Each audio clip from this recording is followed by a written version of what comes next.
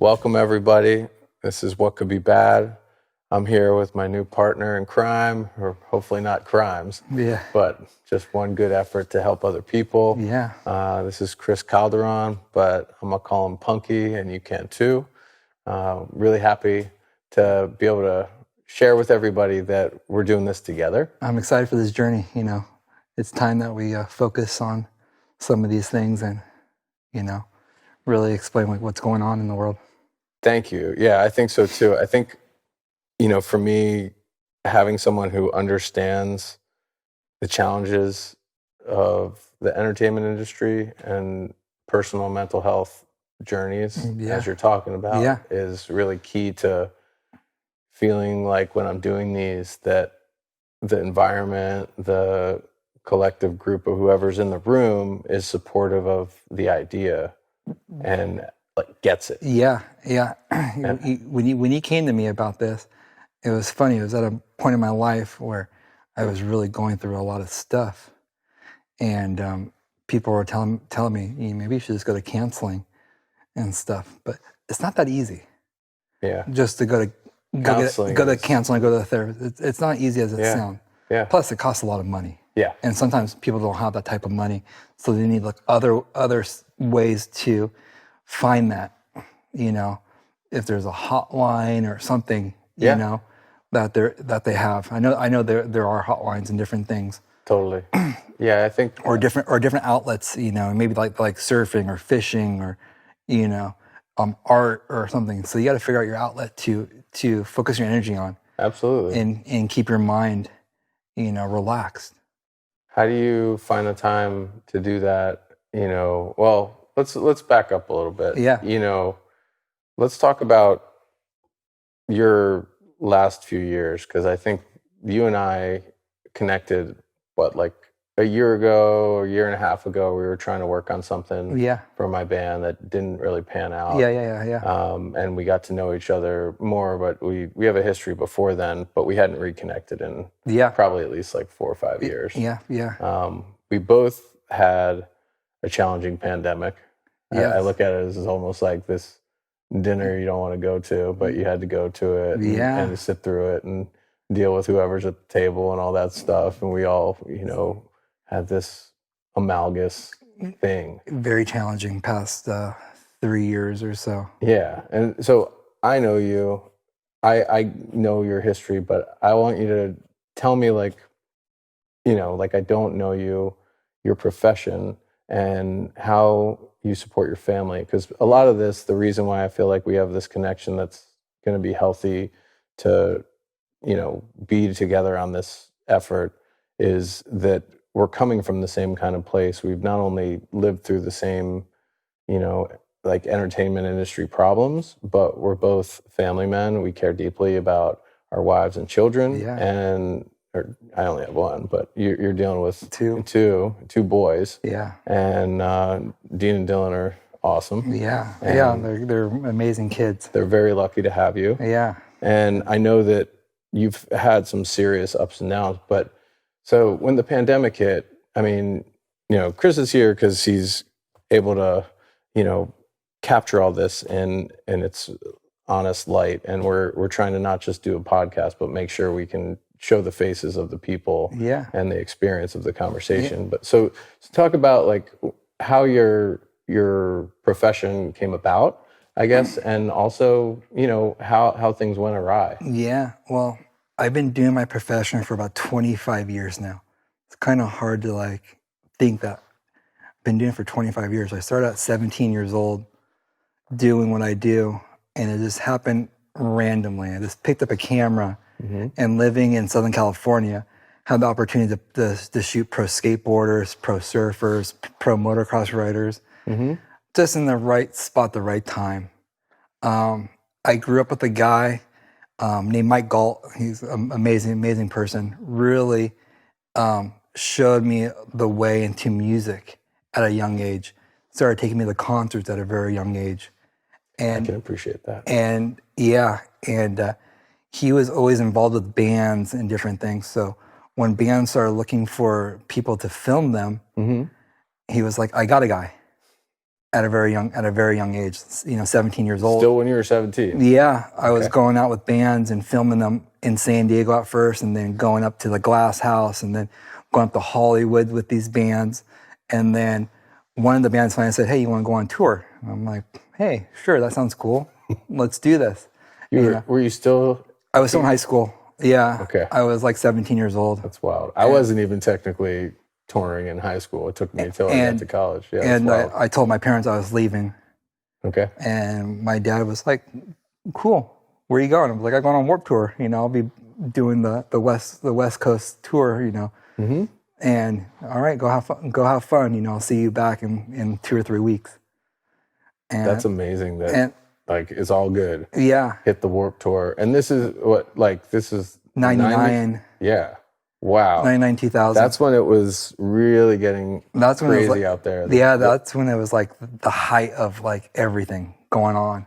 I mean, that was was Green Day out there on that? Green Day, Eminem was on that tour. Whoa.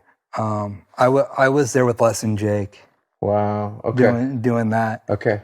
And stuff. And Les and Jake is an alternative rock band. Yeah, ska band. Yeah, from Florida. Ska band from Florida. Yeah, Vince and Chris, man, cool guys. Thank you. Yeah. Yeah. Absolutely. And stuff. And literally as a kid, and from there, actually I met a guy named Ryan Immergar from The Line. Okay.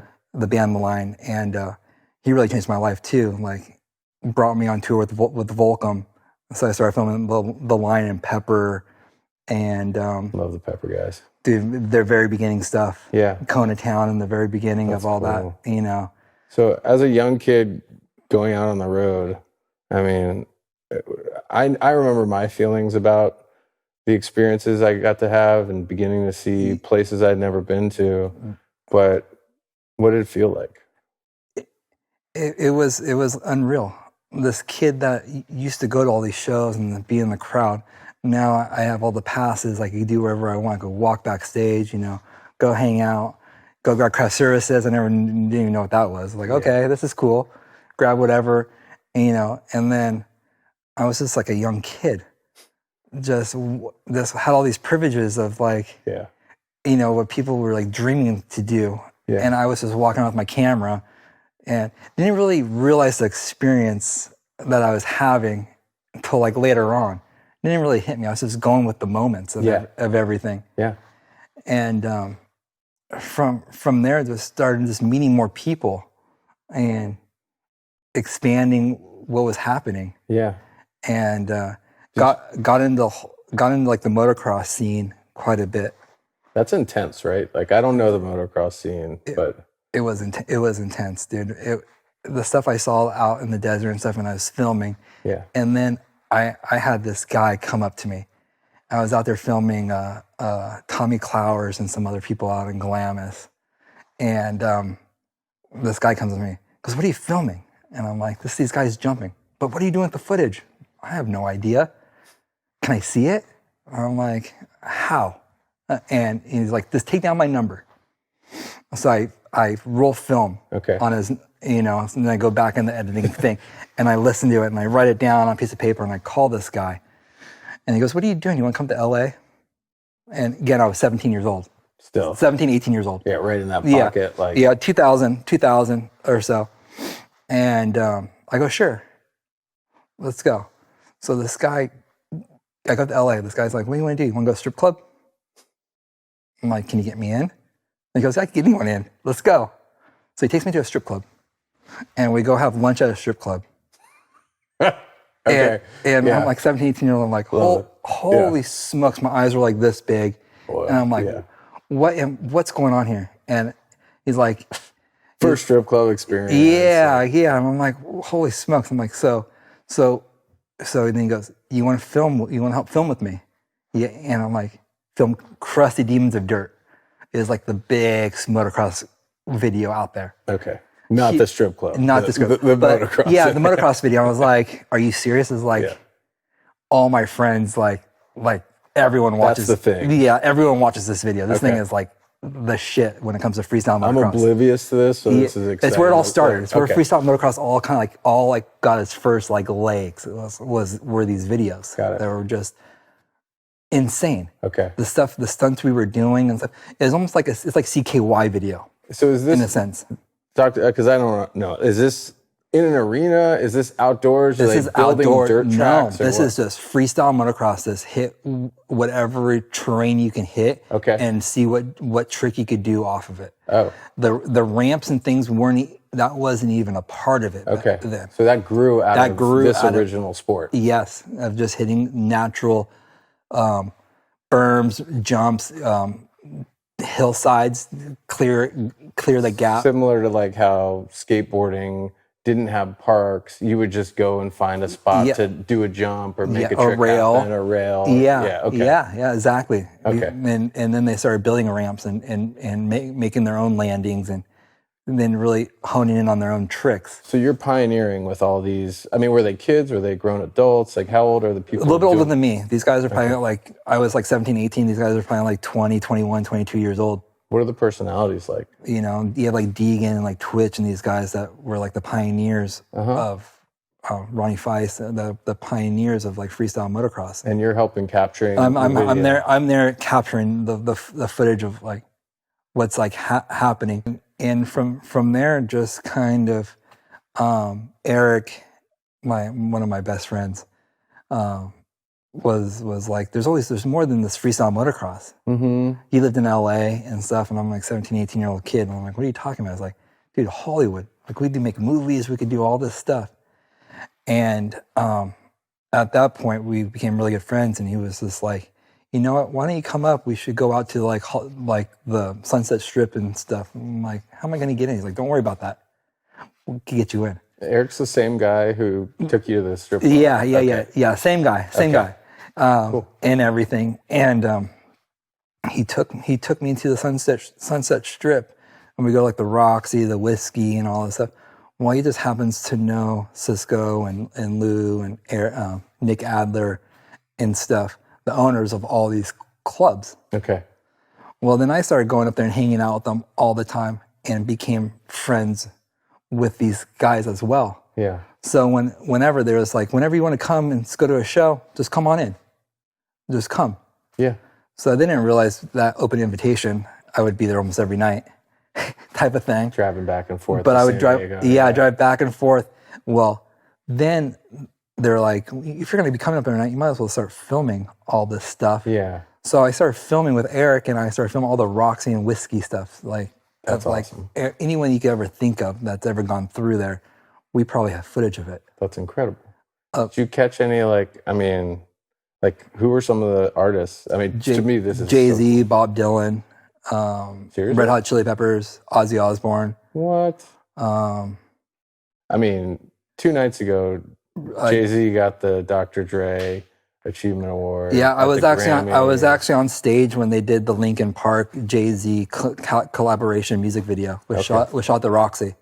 I'm in the corner of that when they're doing it. Wow. Were you filming or you were just attending? I was just watching. Yeah. At that point. Taking in. Yeah. What was going on? Yeah. What was the energy like in that? It was insane. Yeah. It was incredible. Was the performance tight? Was it? Yeah. They had it spot. They had it on. It was crazy. But man, they used to do the Pussycat Doll live shows. This is a burlesque show. Yeah. Not the band that these right. I know now. The original show is a burlesque show that you started at the Viper Room and then it got so big and moved to the Roxy. And we were there behind stage and shooting the whole thing of it. So this became like your identity. Yeah. To be not only like in the scene of music and sports, but to have a camera. And I was always the guy with the camera in their hand. Yeah. I was always shooting everything. I can appreciate that too. Yeah. Not that I'm a videographer, but I used to travel around like the country with the band and walk around New York City when I lived there for 10 years, and I always had a camera. And it was weird when I didn't have one to me after a while. Now I've kind of, not taking it out. But so it's weird now because I don't do that anymore. Right. But for so long, that was always my thing, just always have a camera in my hand. Yeah, yeah. And stuff. For video more than photography? Or? More for video. Okay. Yeah. I was more in the the cinematography side of things. So talk to me about like from your early 20s doing that, and that turned into a career, like where it wasn't just like, you know, going for fun and you're shooting a little bit and making some side bucks. Yeah. You started ending up like what? Like getting contracts to do more like video work that is with labels, or tell me about how it transitioned. It all transitioned. I ended up going to Santa Barbara for school. Okay. And stuff, but when CSB? Brooks, and yes, I did a little bit of both, but Brooks was my main focus, was the photography school. Nice. But I was already in the business, going back and forth to LA and stuff. But that's when I met a guy through everything, Greg Aguchi. Okay. They call him Gooch, and he's the project manager of Dick House of Jackass. Okay. And everything. I've heard of that. Yeah, most people have heard of that. And it's when he came to me and asked me if I wanted to be a part of the crew and come on and work for them. Wow. And at 24 years old, 23 years old, you know, it was like, seriously? Was that like the heyday of it, like, or the first season? That was right at the end of the first season, the first movie. I was going into the seasons in the second movie of it. Massively successful. Very successful. Yeah. Did the guys, when you're getting involved, did you feel welcomed, or was it like you're working for them only? It kind of helped out already, because I already knew Bam and a few other guys. Okay. Because I worked with CKY with the Volcom side of things. I see.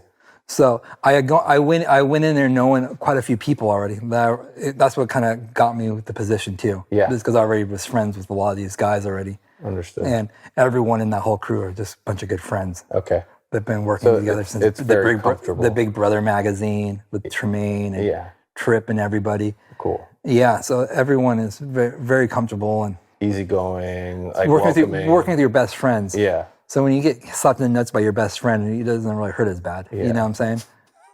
I'm remembering some days on tour where I was the one slapping, and I'm sorry about that, guys. But yeah, I you know? Yeah, totally. Yeah. But that was just like a whole side of like this ramped up, you know, that time of my life, and when I was, 24, 25, 26, 27, was a crazy time. It was probably wild.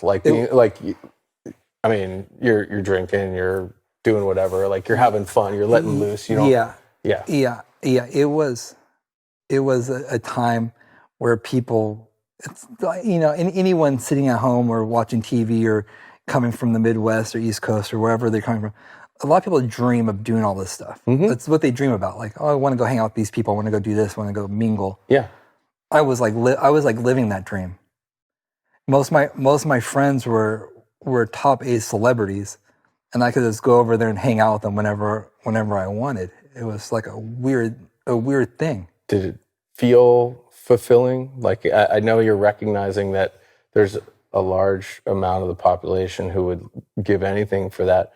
To you, did it feel like you were doing meaningful work? Did you feel like like mentally healthy doing it? Yeah, you know what I'm saying? I was in a good spot at that point. Yeah, and things were rolling. I was living with one of my best friends that was friends with all these guys as well. Okay, and that's how I met some of these guys because of him and other people. Mm-hmm. And it was just all of us just going out and having a good time. But going out having that good time was what we had to do to keep on working. Yeah. All this drinking and other abuses of narcotics or other stuff that we were doing was to pretty much essentially go and get our next job, because that's where our jobs come from with some of these people. Like the socialization leads to an opportunity. Yeah, for sure. That's you don't want to be on set with someone for 60 days that you don't like. Yeah. And if somebody else is partying or doing whatever, you kind of like, if you can handle doing that and your job, why wouldn't you? Because it's fun and you can like let your guard down because you know them, they know you. Yeah. Everyone trusts each other. Yeah. That's kind of the vibe. Yeah. Okay. We just had to figure out how to separate the work from the party. Yeah. Was that hard? Definitely super hard. Yeah. At a young age. Now I could do it. Yeah. Back then I couldn't. Now, were the people you were shooting? I mean, not to get personal, and I don't want to name names because to me that's private stuff. Yeah. But like, was there ever an off switch for who you're shooting? And it's not. I know you did other stuff besides Jackass, so I'm not just talking about that. But like, if you wanted to stay clear, could you put yourself in that headspace and not feel like then all of a sudden you're an outsider because you're not partaking? Back then I couldn't. Yeah. Now I could, because I don't really drink too much anymore. Yeah. It's maybe one beer a month, or if that. Yeah. Maybe not even that most of the time. We're aging a little bit. It has a different effect. So it's been like that for a while. Like I got to a point when I had to move away from Hollywood. Mm-hmm. I had to step away from the whole thing. I mean, what did it? Or is there more, like, is there backstory to that? No, it was depression. Yeah. It was drugs, alcohol, not feeling I can leave my house in LA because of traffic and so many people everywhere. And I was just over it. And I didn't want to leave to go to work. Yeah. I was just like over it. I was like, I just needed to be somewhere else where if I wanted to go surf, it's not going to take me an hour to get to Malibu, or, even though I live in Santa Monica, still take you like an hour to get up there, whatever. Yeah. I mean, anything LA driving, I feel like it's like you got 10 miles. It's going to take you 4 times as many minutes as that mile. And so I just got to a point, man, I must have been like 27 when that happened, almost turning 27 or so. Okay. I literally woke up one day and I was like, I'm out of here. Yeah. Like literally woke up, went to the U-Haul, got a U-Haul truck, filled it up and left. That was it. Didn't take anything. Came back to Carlsbad. This is what fascinated me as we got to know each other more in this last year, because we never talked about this back when we were hanging with RJ. Yeah. I usually don't talk much about some of these people. Yeah, I guess it's pertinent to like the conversation of like your professional history, leaning into like where some of this stuff like developed out of. A lot of stuff started with a couple of good friends I was camera operators with that were talented in other areas besides running a camera. Mm-hmm. The guitar players, singers, and they kept on telling me that their band is going to be a big band one day. Like every band. Yeah. Saying this, I'm hanging out, and I kept on hanging out with them and becoming really good friends with them, and they kept on inviting me more and more into their social circle of who they were hanging out with, and these were guys that were born and raised in Los Angeles too. Okay. So they already had like a big circle of friends, and their first band was actually really successful. Who are we talking about? Their first band was I Am Robot. Oh yeah. Alex Ebert and Christian Letts and guys. Wow. And was rolling around Timmy and those guys. I was hanging around those guys quite a bit with one of my best friends, Tyler. Me and him were together through most of all this. Okay. And so that's more friendly relationships than like you're working with them, so to speak. Like these are your boys. These are my boys that we would go and hang out with, go have a pint with, and go hit the town with, and go to the clubs with, and throughout this time, just got brought into a social circle of people that was unbelievable. And one of the guys we're introduced to was Heath Ledger. Okay, I mean, we all. I think everyone knows who he is. And it's funny actually that I gotta like just say, part of my like first write up about what I wanted to do included Heath. Yeah. And I don't know the true story of how anything went with him. Like his, the end we've heard about is also, I think, a little ambiguous. Yeah. I don't want to ask for any personal details, but I do want to ask about your relationship with him. Yeah. And I mean, the loss of a good friend has a real effect on us all. And I want to know more about like how you guys were friends. And his loss affected a lot of people. Yeah. It affected a lot of people in the projection of their careers, in some sense, because he was our Peter Pan. Mm-hmm. He was, we were the Lost Boys, and he was our little like leader in showing us the way of how to do things. And he created a thing called the Masses Media Group. We are the masses. And it was just a bunch of professionals, camera operators, editors, music producers and composers. That's where Alex... I didn't know this about him, yeah. And it was just like, oh, I have this idea. Let's just go film it. I have all of my friends that are collective. Matt, that's a good director and producer. All these people that, he built literally his file of all his good buddies and friends and made a production company out of it that Joaquin Phoenix ended up joining at the end of it at some point. Wow. I didn't know that about him. And stuff. That says a lot about who he was, that he wanted to surround himself with people who cared about him, that he cared about, and were a group. And a lot of the people that were camera operators and producers or editors or whatever they were actually actors and professionals themselves.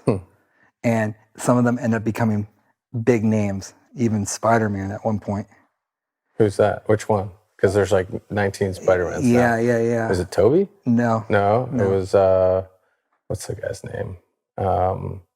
Andrew Garfield. Oh, he was involved in that. Yeah. And that guy's so talented. And he was our editor, and AKA Tyler and my chauffeur around LA, because he was younger than us, and we used to make him drive us around when we were drunk. What is it? So what does it feel like to see someone who was down here end up like in having a successful career and being internationally known? He used to tell us he was kind of famous all the time when he was living in Europe and in London and stuff. But, being us, we would just kind of harass him. And tell him. You were hazing him? Yeah, we'd always haze him. Yeah, okay. Yeah. Without detriment to his physical well-being, I imagine. And look at him now, man. Yeah.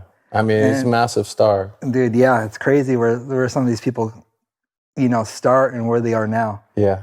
So there's something to that, though. Like, in his mind, he was already doing that, and like he was already there. Like he had already had he was like affirming that he was a successful person. Yeah.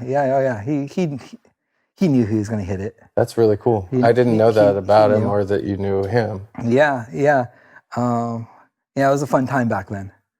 I mean, it was filled with a lot of uncertainty, but with that came a lot of fun and experiences. I'd love to hear more about them without prying, obviously, because I respect people's memory when they're not with us. Yeah. And also, when someone leads such a public life, their privacy is very important to me. Yeah. And I know that's not always the way, but I think for what this podcast is meant to be, I want to shed some light on the effects of losing your private life to the public world, and also, from the public perspective, I think it has a real effect on your mental well-being. Well, the coolest thing that I ever saw, Heath do was he wouldn't dress to be all glamorous. Mm-hmm. He would dress like a tourist. He even would have a DSLR camera around his neck, and he would walk around Hollywood taking photos with his floppy hat on and just act like he was just some random... Soaking it in, yeah. And he would just walk around town like that. And that was like kind of like his disguise. Do you think he was acting, or was he like actually, do you think in a way maybe he was like enamored with the life of California and Hollywood and all that? I think it was a little bit of both of like, it was his way to be able to walk around the city without people like recognizing him, because they're like, why would this guy be walking around with a camera in his hand taking photos? Yeah. And I mean, I guess we've all seen like when there's the lookalike dudes on the street and stuff like that. So he, in a way, sort of with like a Hawaiian shirt on, and a floppy like beach hat, like fisherman's hat on. That's really funny.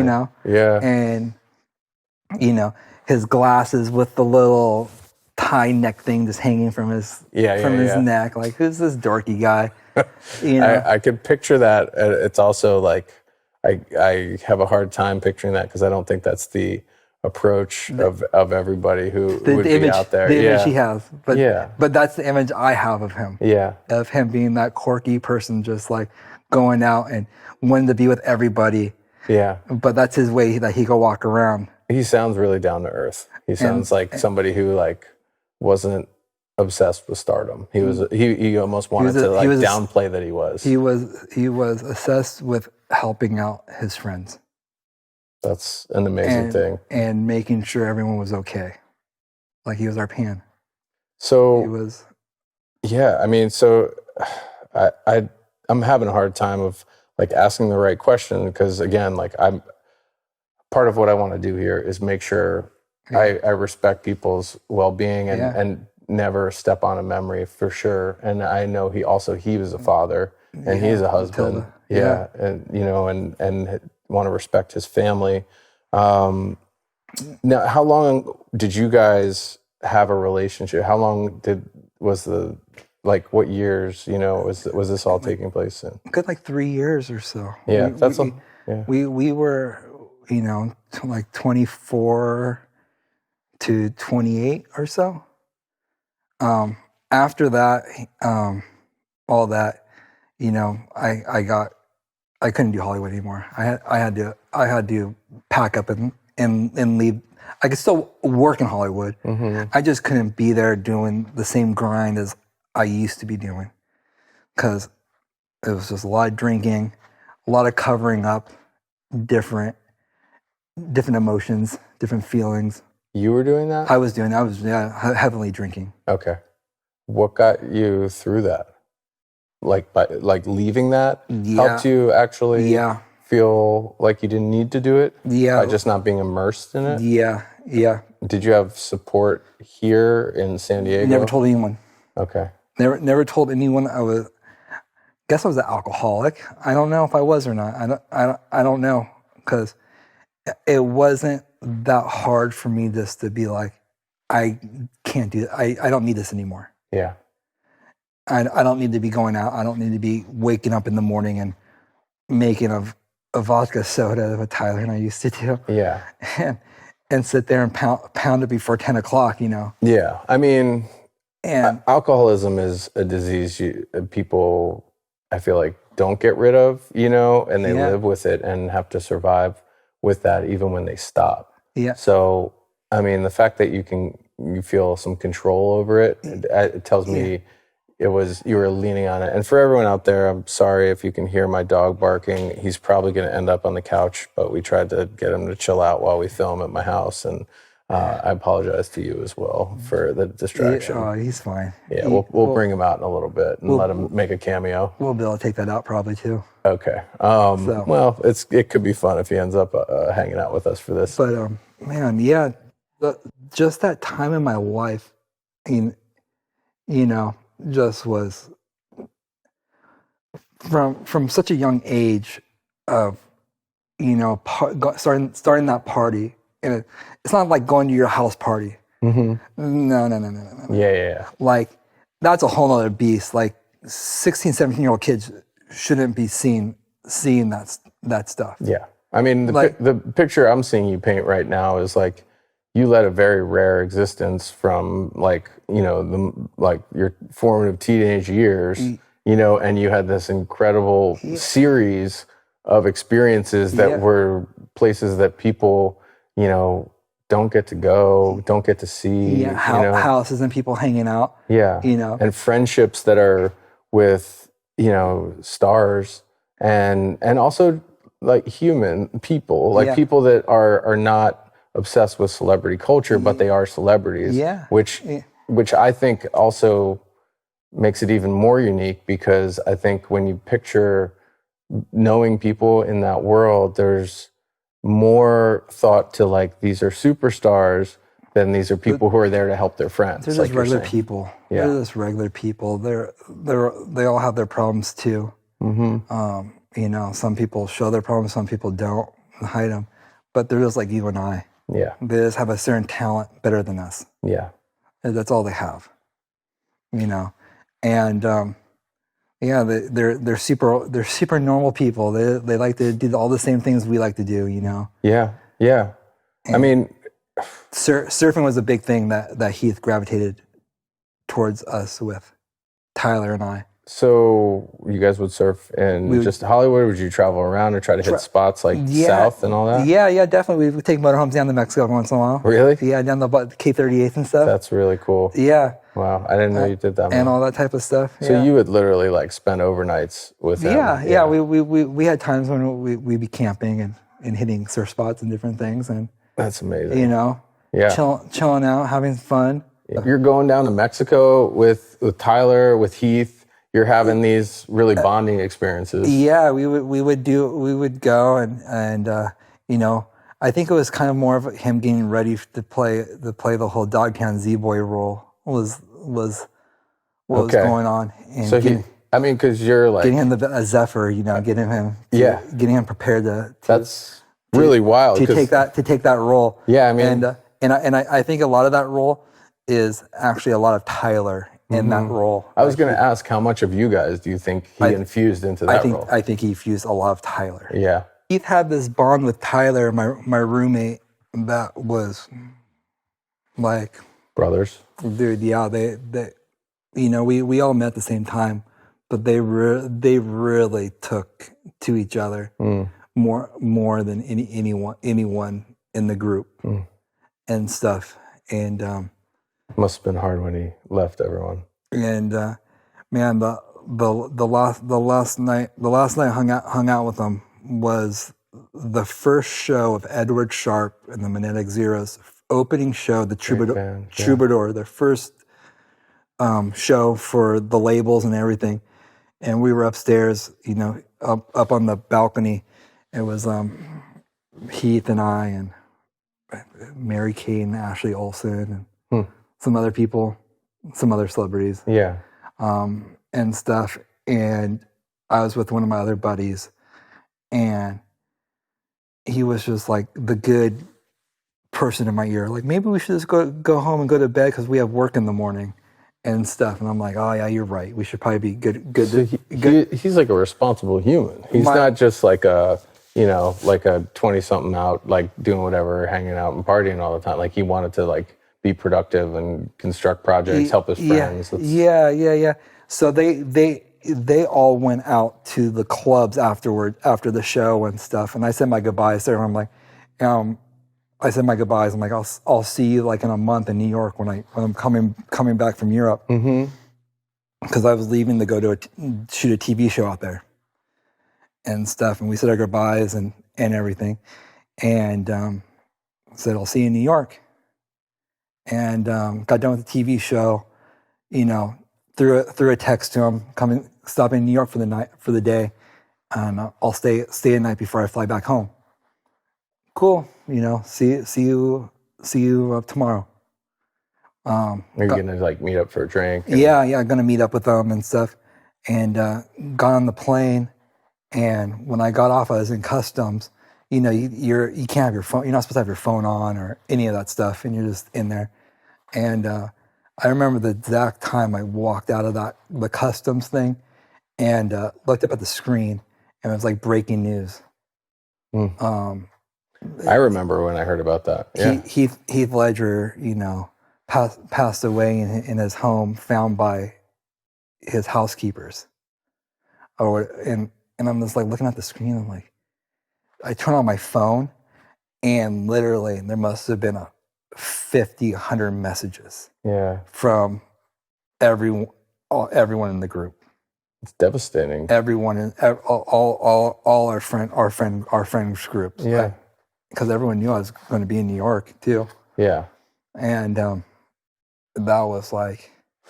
What emotions went through? I mean, like. Tell you, this is the first time in 16 years I've ever talked about it. Yeah. And it was just nuts, dude. If the housekeepers didn't find them, dude, maybe I would have been the person that went over there. Yeah. Because you were going to connect with them. I was going to connect with them. I was going to have a drink with them before I jumped back on the plane and went back to LA and stuff. And literally, Tyler calls me, and I talk to him. He's like, just come home. Yeah. We're all here. Just come home. So just jump on a plane and go back. And met up with the gang, with everybody, and what did you guys do together at that point? Well, actually, Edward Sharp went into the studio. We went into the studio and they made a song that night, and they jammed and made a song that night in the studio. That's beautiful. And, glad he channeled that into some music. And that's what happened. You guys went to the studio? Yeah, with them? With them. We're all there. Yeah. What song was that? You know what? I wish I could remember. Yeah, right now. You're probably imbibing. Yeah. To dull the pain that you were in. I'm really sorry to know that, like, as you call him, the pan, your pan. I mean, like, to know somebody was a leader, and I mean, when I think of Peter Pan, it's like, not just the leader, but someone who's like full of magic and can. He was magical. Yeah, he was. I mean, his talent as an actor, it sounds like one of the smaller things about his personality. And I'm sure to you, in your memory, that is like the last thing on your list, it sounds like. A lot of great memories with him. I'm sorry you lost him, and I'm sorry we all lost him, because it sounds like he had a lot more to give. Young. He was only 27. Damn. Or so. Yeah. At the time. I mean, that's too young. It's really too young. So, I mean, how did you internalize that with your life? What did you take out of losing him at such a young age? And did you try to channel that into some energy for yourself in some way similar to Edward? Tyler and I channeled that straight to the bottle. Yeah. That's what happened. Yeah, you went to a dark place with it. I popped out quicker. I saw it happening, sooner than most of the people. So I backed out. I got out of the hole. That's when you left. Yeah. Yeah. And you moved back to San Diego to have some space from the scene, the energy of everything I engulfed my life in for 10 years. It all changed. I was like 26, 27 at the time. It all changed. So did that make you not want to shoot anymore for a while? No. I just knew I couldn't be around. Well, booze is everywhere. Yeah. But there was a different channel of doing booze and whatever was coming my way, I was doing it all. It didn't matter. Yeah. When you're in pain, that stuff takes it away a little bit. I've been doing it way before then, but it was just to be in the scene and to get my job, and I didn't want to feel like I was like going out there trying to like, work the scene to get my next job. I was just like over that. And you were single at that point. I was, yeah. Yeah. And literally right around that time is when I landed in Nitro Circus. And I started filming Nitro Circus with Travis and all those guys. And it was nice because now I'm back again with the whole like Jackass crew of guys and stuff now, because we switched over and started doing all the Nitro Circus stuff as well. Yeah. So it was nice to be in with them too. The party didn't escalate too much. It was pretty mellow. Yeah. And it was I could handle being there and doing that. And I mean, that's like a different part of a scene. So now I'm going right back into when I was like 17 again, filming like dirt bikes and trucks and cars and stuff. This like manly shit and like seeing the most crazy stunts that they can actually pull off. Not like on Jackass, like we do stunts, but it's like to watch them get hurt. Yeah. These are like stunts that like he actually pulled that off. Yeah. No way. How did he do a triple backflip 360 corkscrew? Landing on dirt. Yeah. Landing on dirt, you're like, your mind is blown at that point. Like, I mean, I can see how that would be such a welcome change for your day-to-day, to not have to be reminded of the loss as much as, being exhausted and like emotionally emptied from what happened and what scene you just had to get out of. The injury training itself will deplete you from all your energy and your emotions and everything. Yeah. It's not one I would recommend anyone getting into. I mean, some people would want to, but don't know what they're getting into. They don't right? know. They don't understand the hours and the grind and everything that has to go along with it. Yeah. What you have to do to go along, what games you have to play to go along with it. Because there's a hustle to it. It's a huge hustle to it. Yeah. And to your point, like a lot of that to get those jobs, you're out there schmoozing, you're having drinks, you're doing whatever that entails in order to get the jobs. And it's not, and it's none of it's good. It's not mentally healthy stuff. No, it's not healthy at all. Yeah. For most people. Why is that how it works? Why is that how it has to be? Is it just systemic now, or is it? No, I'm guessing it's when it boils down to how much time you spend on set. From 12 to 15 hours on set. Most of this boils down to who you want to hang out with or who you want to be with. So when you're out there hanging out with these people and stuff, they're kind of weeding you out to see if you could fit in, if they're someone they would want to hang around with and talk to for 15 hours. I see. In a way. Yeah. Even though they don't have to, they could go wherever they want to be. But it's, do I want to maybe be on a plane with this person? Do I want to be over in this state with this person? Do I want to? And then when you talk about it's 50 or 100 people all going somewhere, now you want to take 50 or 100 of like your friends with you or whoever you mesh with. Yeah. You're not going to take some guy that's a jerk or that you don't mesh with. Why would you want to spend 60 days on set with that guy? Right. You want to have some kind of a level of respect and friendship with these people. Yeah. So now all this stuff just has to do with keep on building your friendships with these people. Mm-hmm. But to do that, you have to go out to the club or this and that, and really, it's not healthy. And you grew out of that being an interesting thing anyway. You were just kind of over it. Well, I started 10 years in. I started so young. Yeah. Like, how many kids are driving from San Diego up to LA to get into a nightclub? There's one that I know of. Yeah. It's you. You know, like, and man, I found some creative ways to get into places. Yeah, I can only imagine. Like, I don't know. Can we tell those stories, or we shouldn't tell those stories? I mean, no, I can't give away my secrets. How to kind of sneak into places. It's like, how do you make a fake ID? It's like you got to go find the guy who knows how to do it. Yeah, I used to make those too in college. Yeah, I did too. Actually, that's funny. I went to Brooks, so we had all the machines. You had all the art. Yeah. Do the gold foil under the. We call them micas. Micas? Yeah, that's Spanish for ID. Oh. Yeah, I remember doing like Photoshop and layering, and I would get like gold foil to make it like shine, but put like transparency over it and that kind of stuff. It was an art form. Yeah, mine worked for a while, and then. Yeah, sorry, Tyler, you got yours taken away at the Shitty Kitty.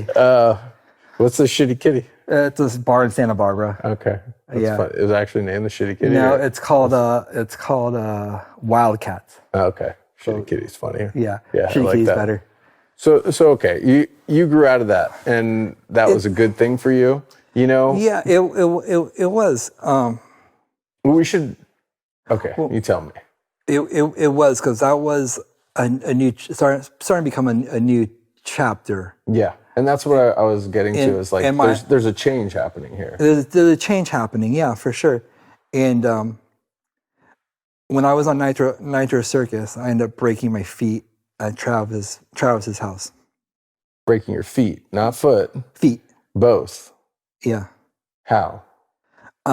That's not what I would expected this turn of events to go to. Yeah. Well, if you know Travis, he always tries to talk you into doing whatever he thinks you are capable of doing. Okay. But you're pushing the limits, but you always have the doubt that I know I can't make that, but okay, he's giving. He believes in me. He believes in me. Belief is such a powerful thing for yourself and for others. He could talk you into doing anything. Yeah. He's very good at it. Okay. And he has all these types of ramps and all the mega ramps you're dropping in and stuff. And I'm going down this thing, hitting it, and he's like, I think you can make it from the top. Well, how big of a drop is this, and how far do you fly when you fly? Well, the end when you fly, you go into a foam pit. Okay. But the height of it, I don't know, a couple stories high. Okay, that's 20, 30 feet high, rolling into it. And you're on a bike? I was on a skateboard. Okay. God. So I go down, all right, make it. That was cool. Let's do it again. Well, going down, the board like flips on me and I'm running down, try to run down the ramp. Yeah, to keep your speed going. Keep my speed, but it's high. Yeah. I'm up like a few stories. You can't run that fast for too long. Well, I was running, I guess when I was running, and I landed on the skateboard, I think twice. So every time I landed on the skateboard and when my foot hit, it bent my foot back and snapped my metatarsals in my feet. Are those the ones on top? On top, yeah. So literally my foot was kind of like that, kind of like dangling away. Well, shit. That was the first day of filming. I still have like 3 more days of filming I got to do. So. Did you get double casts? No, I used duct tape. I duct taped my feet together for 3 days. Like together?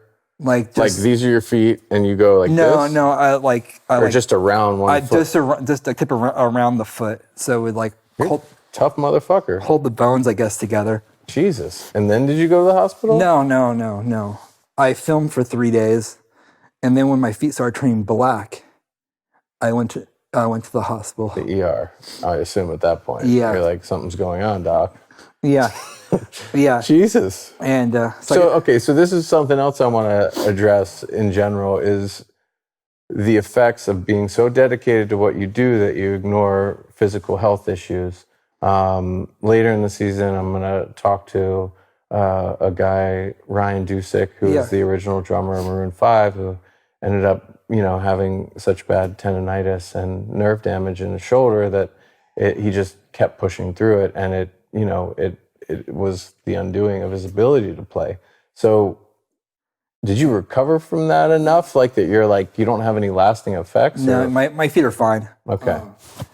The doctor cut the tape off my feet, and while I was doing it, was repeatedly saying, "I am the stupidest person he's ever seen." Walk through these doors besides Travis that was next to me that's broken every bone in his body. Yeah. He goes, "You have no oxygen, no blood or oxygen going through your feet right now. You are literally he's hours away from getting amputation." Yes. Yeah. He pretty much said almost hours away from us having to amputate your feet. They put my feet into like this chamber thing that was like pumping hyperbaric. Yeah, hyperbaric chamber to pump the flow oxygen and blood through my feet. Because it'll like squeeze your foot with pressure. Yeah. And the oxygenated blood will go in. Yeah. Yes. So they put my feet in these things, and got the blood going again and everything, and then put me in air cast, and I was in these like walking boots, and I'm glad this wasn't like a 5-day shoot, because it sounds like you would have just kept going. This is all leading up to something like the best thing that's ever happened to me in my life. Ah, so okay. So this is all leading up to like literally the best thing ever. Okay. So they're all prepping to go to Panama next for the next shoot. Okay. And that was like 3 weeks away, whatever. So they send me home. They send me home from Maryland, your hometown. God bless Maryland. Yeah. So I leave Maryland. I come to LAX and I land. I got my bag. I have these walking things, and I'm walking. And my best friend Chuck calls me up and, "What are you doing?" I'm like, kind of like limping around and about to go home, about to drive home and stuff. And he goes, "What's wrong?" I'm like, "I broke my feet. I'm in the walking cast." And he's like, "Well, you want to go to Oktoberfest?" And I'm like, I don't know about that. He goes, "Well, you didn't break your arms. You can still hold a beer." God bless Chuck, too. And you can sit down and drink, too, so you don't have to be on your feet. And I'm like, you know what? You're right. It's one of our good friends' birthdays. I'll come meet you there. It's on my way home. Okay. So I literally pull off. They have a hotel, get up there, we're hanging out.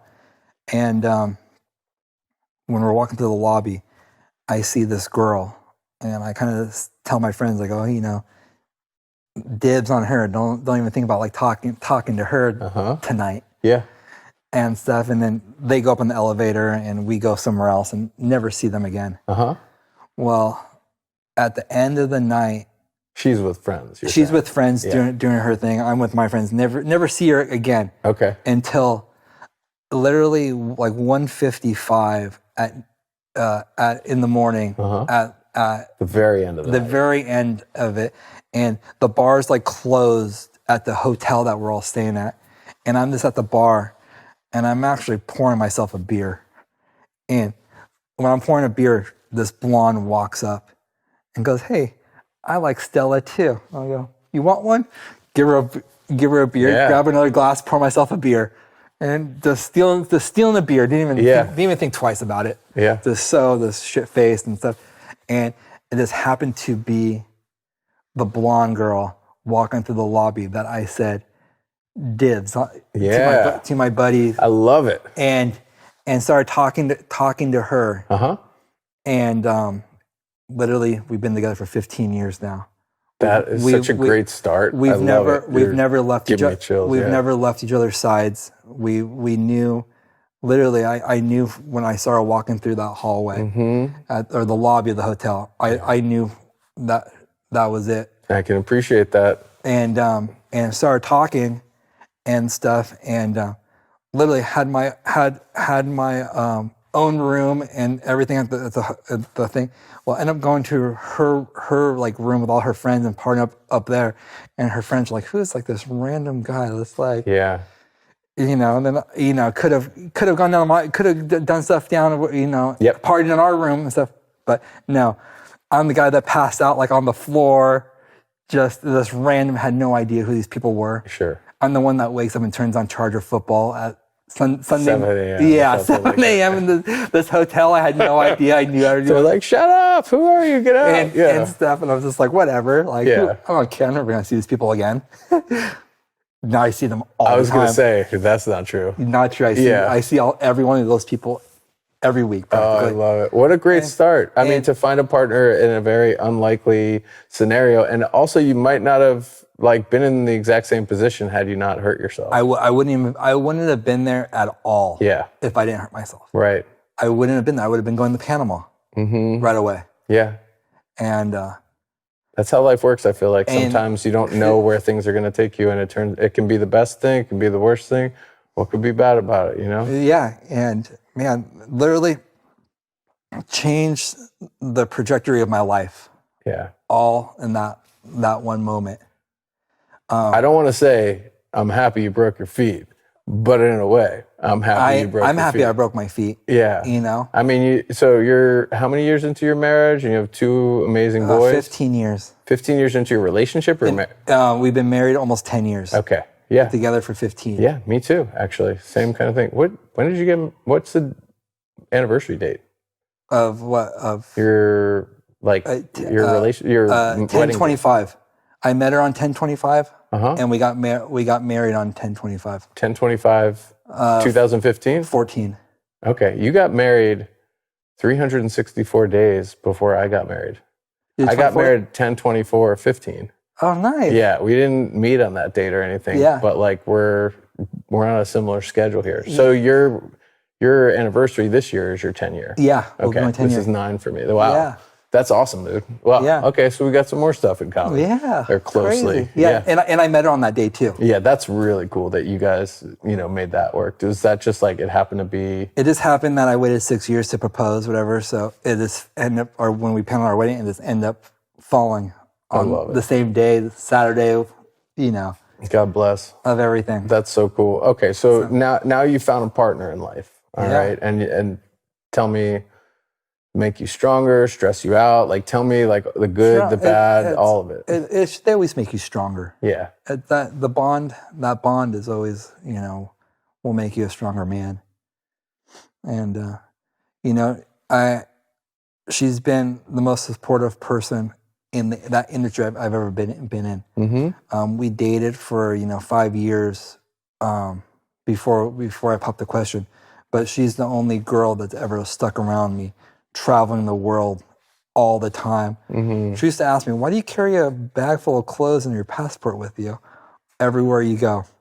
I go, you'll find out one day. Yeah. Yeah, one day we're at dinner and I get a call.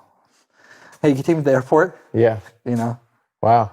And you got a call to travel internationally? Yeah, I got a job somewhere. I think it was like New York or somewhere. And you just had to bounce? Yeah, because they needed someone there. Wow. So it like came to pass that she drove you to the airport, supported you. Yeah. Said goodbye. She's always been there to support me and make sure I was, doing my career. That's awesome. And been my biggest fan. That's so cool. Of everything. But I don't know if she was my fan or all the reality shows and TV shows that I did, because I had all the inside scoop of everything that was going on. Yeah, I'm guessing she for the right reasons, my friend, for sure. So we're fast forwarding a little bit now, but you guys had a couple kids. 2020 hits. We're entering a pandemic. We didn't know it was going to be a pandemic. We didn't know it was going to be a pandemic. We just knew that there was a virus circulating. But what I want to start to talk about now is how you're in an industry that relies on being in person. Yeah. And you're also in Southern California. San Diego, I'm here too, but a lot of your work is in LA at this time. Yeah. Leading up to it, right? Yeah. Well, a little bit before that, I ended up starting a company. Okay. I got into architectural and real estate photography, videography. Okay. And interior design photography that just blew up out of somehow. Just got in. I did a lot of cool things, and started picking up a lot of clients. And it's a good business. I mean, there's a lot of that to shoot, and they need marketing. Yeah, it was good imagery. It was a great business until a few years ago. Yeah. So, okay, so you're doing different kinds of work with your cameras. I'm doing all sorts of things now. Yeah. I wasn't just focusing on being Mr. Celebrity Hollywood guy or Mr. Action Sports. Mr. Action Sports. That was my identity for so long, being there and doing that. And it actually took a lot for me to step away from all that. No, I didn't really step away. I still do it every so often. Okay. I still pick up projects. I still do some TV shows. I still do it. But for me to really step back and be like, okay, I'm not this guy. I'm not that guy anymore. That's going to the clubs, hanging out with the celebrities, doing whatever music video or whatever band I'm with or whoever, because there's a lot of cool ones I got to travel with and hang out with. That's awesome. So you're expanding what you're capable of, but you're still relying on being able to shoot. One way or another. Yeah, it's all photography or video based. Yeah. It might not be all the cool things anymore, but all the mom and pop commercials and different things. I mean, the architecture stuff is actually, to me, it's fascinating because I have a real passion for buildings that can stand the test of time and the art of design. It's a whole different eye of looking at things and checking it out and stuff and shooting it and making it interesting. So how did the pandemic affect you being able to do that and your well-being, and that includes being a father, that includes supporting your family? It's been the past 3 years. It's just been crazy. I've never had to work more to pretty much earn less. And and that's do stressful and do things that I never thought I would ever do. And stuff, and it's been real challenging, relationship wise, kid wise, my mental health too. As it shook your identity. I denied it for I denied that the pandemic was good at first. Like business was like booming, like beyond booming, because no one could get into a house or do anything. So they were reliant on my photos, video, and 3D tours. And then when the economy started changing a little bit, and interest rates went up, and different things started happening, budgets for bigger companies, commercial companies, started being cut. The real estate market kind of got frozen. People weren't selling their house. People weren't buying houses because who's paying 7%? Right. And so I went from doing a ton of houses a day. That was my scope of work. You know, I had my business like platform. 2-3 jobs a day kind of thing? Or? No, we would do like 6 to 10 houses a day. Seriously? Yeah. Wow. Okay. That's a lot. Yeah, at a good, I had multiple crews, multiple editors, multiple photographers, all going out. And then when that cut down to about maybe 1 a day or so, I had to let people go. So the company kind of like went back to just being bare bones. Yeah. You know, I saw an editor and a photographer, but it's like, that's like the bear is like gear. I can't get any better than that right now. Yeah. It's the real estate market has completely shifted from where it was. Big time. Yeah. Everything has shifted big time with now with corporations and different budgets are coming back. So more corporate videos starting to come back and different things starting to come back. And then it didn't help that there was a writer strike and an actor strike. Well, that's, yeah. And I'm still a local 600 operator. Okay. So I could do TV shows and movies still. Which wasn't your main thing, but it was supplementing enough. Yes, I would still do 1 or 2 a year, and it was still enough, a great amount of income coming in. Okay. You know, being on set for that time, that I was always looking for that 1 or 2 TV shows. So are you able to, like, are you doing anything therapy? Are you talking to anybody about this stuff? I mean, I know you're talking to me, and I appreciate your openness, because this is the conversation I really want to have. But like, what are you doing to get yourself through this time? Because I think a lot of this is going to pass, but we are still in for some pain. I don't go to a therapist. Maybe I should try it. It's okay. That might not be the right thing for you. I have 2 really good friends that have been there since with me. Okay. And really make sure I'm doing well. Okay. And they're there. I call them, they pick up the phone, and we'll talk through different things.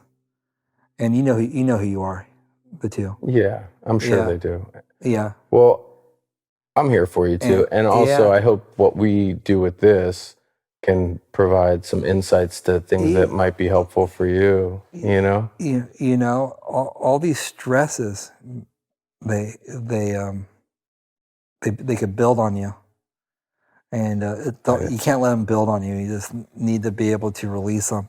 Yeah. And stuff. And the one thing I stopped doing that, you know, I've actually done more this year than I did all of last year.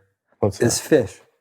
Okay. I fished more so far this year than I did all of last year. Okay, so that's your therapy. That's your escape, like we were talking about. Still, you just aren't able to do it. I got in such a rut last year that I didn't fish once. Once for myself. I took the kids fishing.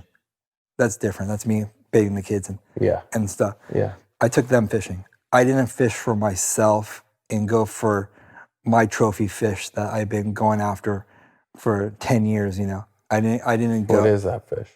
It's a largemouth bass over 10 pounds. Anything over 10 is what I've been chasing for. Where do you go for that? Anywhere. Okay. All the lakes around San Diego, Orange County, Inland Empire. Even some of these ponds have some of these fish in it. Okay.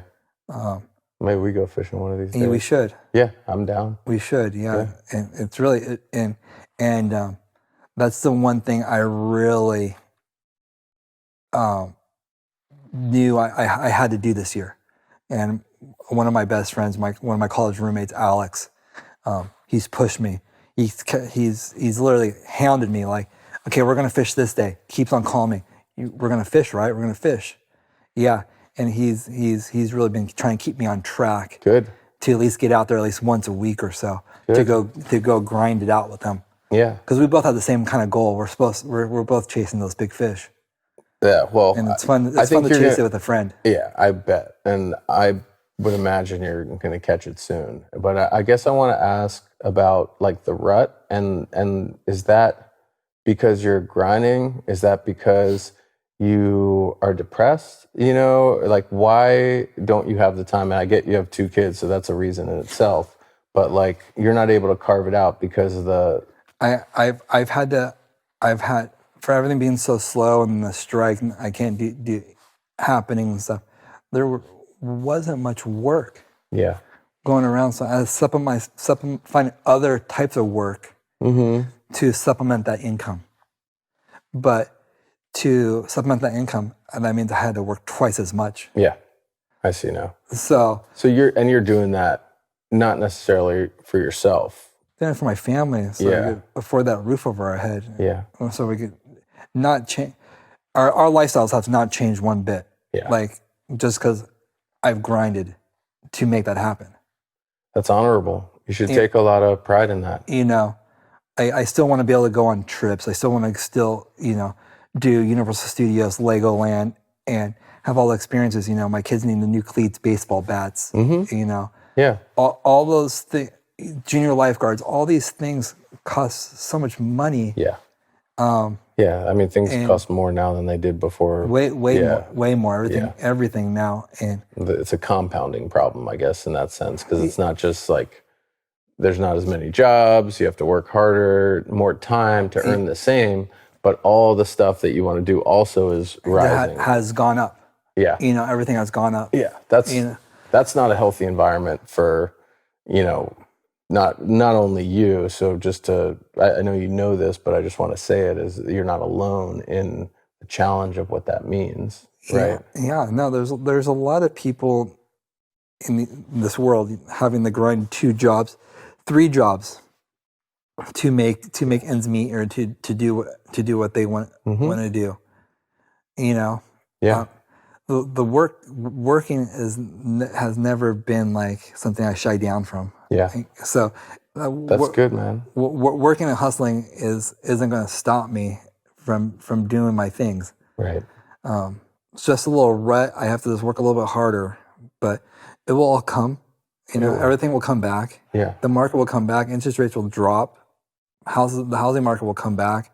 You know, the writer's strike ended in November, so now. Didn't you tell me now there's like another strike that's like not as talked about? Yeah, the camera union is talking about striking now. Okay. So now all the I don't know why they won't do it at the same time, but you would think they would align their strategies to have a more cohesive like benefit for everyone. So now that's gonna maybe happen. I don't know.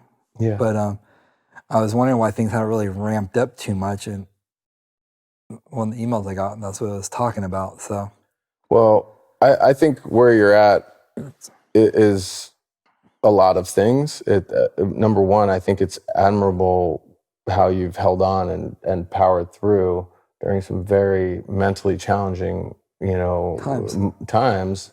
I think the hardest thing we can do as fathers is like feel that we're where we want to be, when we have to work so hard to do that, and I don't know that you ever get there. I've had moments where when I'm like doing so many things to try to put food on the table and like keep things going, and a lot of it is out of my control of what happens, like the nature of, being in a band with 5 adults who have other things going on too. Yeah. Making that happen can be really stressful. And I see that bridge with like a lot of this stuff is out of your control. Yeah. But I think, we all have the power to find a way to connect the dots one way or another if we're thoughtful, smart, and hardworking enough. And that's what I see you doing that is really admirable. Thank you. Yeah. And I hope, you don't lose that, because that's also something whether you see it or not, your kids are seeing, and that's good for them. It's came to a point where I was doing so much stuff just to build. It came to a point where my fucking dog. I'm sorry, bro. Oh, he's fine. Where, I let the problem go on a little bit too long before I was like, okay, I'm spending way too much money and not bringing that much money back in. Yeah. Before I like jumped on and pulled like a red flag. Yeah. To stop the bleeding or something. Yeah. Put the bandage on. Like I was let it bleed, as long as I could until I was like, okay, I physically can't feed,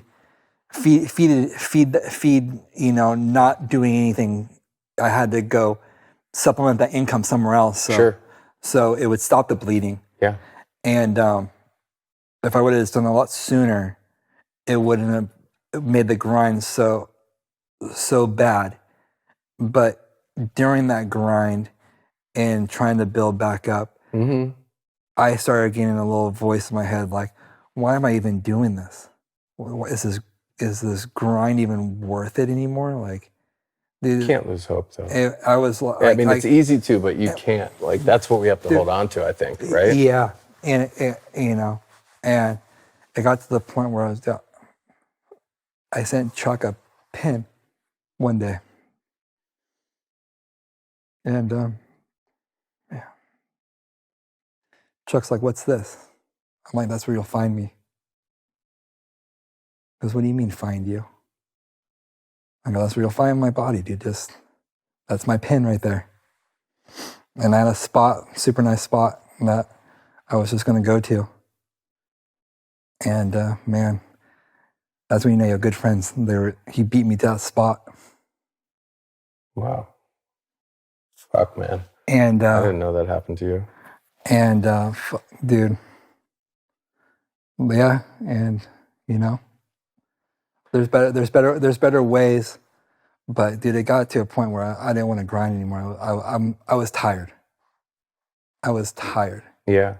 And I do know. I've yeah. It was a very dark spot of my life. And it wasn't that long ago. Yeah. Like literally it wasn't that long ago. And I'm glad you were, not the first one to that spot.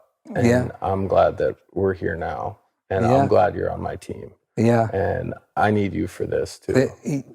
And then literally through all this, you came to me. And I go, he has a plan. There's a plan for all this. Well, the plan includes you and is like not the plan without you. Yeah. So don't go anywhere. And man, that was a part of my life I never thought I'd ever get to something like that. But yeah, I was like defeated. I got to a point where I was like, I can't do this 7 days a week. Yeah. Grinding till 3 a.m, doing my second job, and then waking up at 6:30 after only getting like 3 hours of sleep through like 3 days, and being the family man. I wasn't being the family man I wanted to be. Yeah. I wasn't being the person I wanted to be. Yeah. And I fully feel where you were at in that moment. I actually was there this April and had a full-on breakdown and didn't sleep for a week. I walked around this house. I tried to sleep on this couch many nights. Finally, walking around talking to myself like a crazy person. Because I didn't know where to go with my problems. I stopped eating. Yeah. Yeah. And I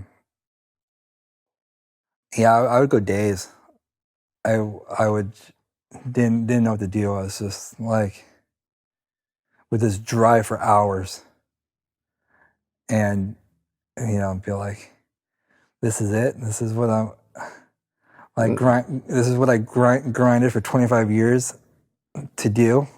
And I was just like, man, this is Yeah. I mean, what I got to say is, you know, if my life had stopped then, or if your life had stopped at that point, think of, you know, just even one moment with your kid or kids, and think of one moment with your wife. Think of, you know, one conversation that we've had or we're going to have that will put you in a better mindset, and hold on to that, and know that those kids need you, your wife needs you. Yeah. I think what we're going to do with this, it's so the Grammys just happened, you know, for anybody doing the math, you know, we're 2 days after they aired the Grammys. And I'm a huge fan of John Batiste. And he, you know, I know of him through John Lampley, who is a fabulous human, fabulous trumpet player, fabulous musician. And he plays with OAR, my band, and he plays, you know, on Late Night with Stephen Colbert. And he introduced me to who John Batiste is. And at the Grammys, when John is being recognized for the extremely amazing human he is, he said, and I'm paraphrasing because I'm terrible with verbatim stuff, which is probably also why I play bass and don't sing. And the other reason I don't sing is because of this, you know, bassy, nasally voice I've got. But John said that the music he created or creates, it's almost like you're creating it to find a certain person at a certain time in their life when they need it the most. It's like the music and the channeling of that has a radar to find someone. And I pray and I hope that what we're doing here and all the people we talk to will find the people that it needs to. And I think that's going to include us. Yeah. And it's going to help them through those moments, just like what John Batiste was saying about music. I think these conversations are going to highlight the elevation of a focus on mental health. And we need to destigmatize that it's not such a focus, or excuse me, we need to destigmatize that it's not okay to talk about it, because it is okay to talk about it. I mean, do you feel any kind of a weight off your shoulders from sharing this stuff right now? Yeah, definitely. Yeah. It's something people need to hear. Everyone's going through this. And if you say you're not, you're lying. Yeah, there's always something. Yeah. And, you know, like how, like, I feel like, you know, the name What Could Be Bad relates originally to my grandmother and what she said at the end of her life. But, you know, the name is supposed to be a little ambiguous because it can mean a lot of things for a lot of people. Yeah. And specifically in the entertainment industry, whether, you know, you're filming, whether you're playing the bass, whether you're singing, you know, whether you're a media correspondent, an author, whatever it is, I think sometimes people think, what could be bad about that? Like, what could be bad about their lives and what they experience? And I think if we can share those stories, it's going to help people relate to their own lives. It's going to help them be inspired to talk about something going on in their own life that they need to talk about. And that's what I want to normalize. And that's what we're going to do together. Yeah. And I hope it provides you some inspiration to know that I want you on board for this whole thing. Yeah. And we're going to do this together. Definitely. So don't fucking go anywhere. Yeah, I'm not. And I'm here to stay. You send, you know, me a message when you need to chat, when you need something. But in general, we're going to be spending a lot of time together. And I'm looking forward to every minute of it. I'm looking forward to it. It's going to be a good journey. Yeah, it will be. And I'm very grateful that, you know, it is happening. Yeah. And it's going to be fun. And I think we're going to come out of it stronger. I think so too.